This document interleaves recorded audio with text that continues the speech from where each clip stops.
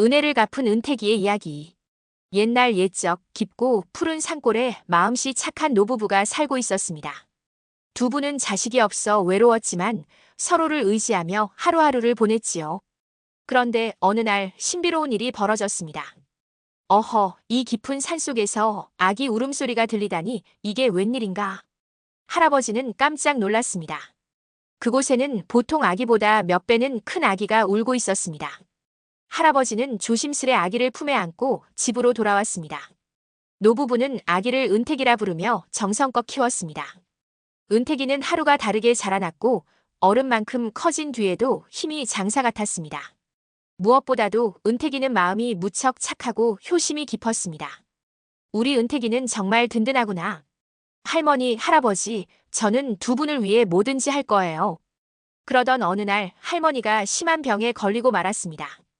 의원은 깊은 산속의 귀한 약초를 가져와야 한다고 했습니다. 하지만 그 약초는 가파른 절벽 위에만 자라고 있었습니다. 은택이는 두려움 없이 절벽을 타고 올라 약초를 손에 넣었습니다. 하지만 내려오는 길에 발을 헛디뎌 아래로 떨어지고 말았습니다. 다행히 은택이는 다치지 않았고 곧장 집으로 달려와 할머니에게 약을 다려드렸습니다. 며칠 후 할머니는 기운을 되찾으셨지요. 우리 은택이 덕분에 살았구나. 할머니, 저를 키워주신 은혜에 비하면 아무것도 아니에요. 은택이는 마을 사람들에게도 큰 도움이 되었습니다. 나무가 쓰러져 길을 막으면 혼자서 옮기고 무거운 짐을 가볍게 들어 사람들을 도와주었지요. 은택이 덕분에 농사일이 훨씬 수월해졌어. 마을 아이들도 은택을 좋아했습니다. 은택은 아이들을 업어주고 함께 뛰어놀며 즐거운 시간을 보냈습니다. 어느 해 마을에 큰 홍수가 닥쳤습니다.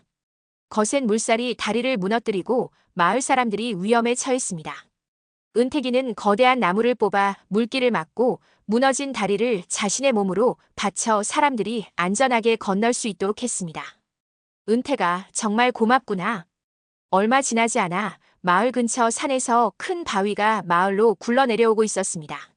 만약 바위가 떨어지면 마을이 큰 피해를 입을 터였습니다. 은택이는 온 힘을 다해 바위를 막아섰습니다. 하지만 바위의 무게가 너무 커서 혼자서는 감당하기 어려웠습니다.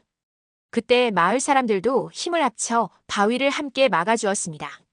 덕분에 바위는 다른 방향으로 떨어져 마을은 무사할 수 있었습니다. 우리 모두 함께해서 마을을 지켰구나. 은택아, 정말 고맙다. 할아버지, 할머니, 저는 이제 더 넓은 세상으로 나가 어려운 사람들을 돕고 싶어요. 내가 어디에 있든 항상 우리 마음속에 있을 거란다. 그렇게 은택이는 더 넓은 세상으로 나아가 도움이 필요한 사람들을 도왔고 그의 이야기는 오랫동안 사람들의 입에서 전해졌습니다. 은혜를 갚고 또 새로운 은혜를 나누며 살아간 은택이.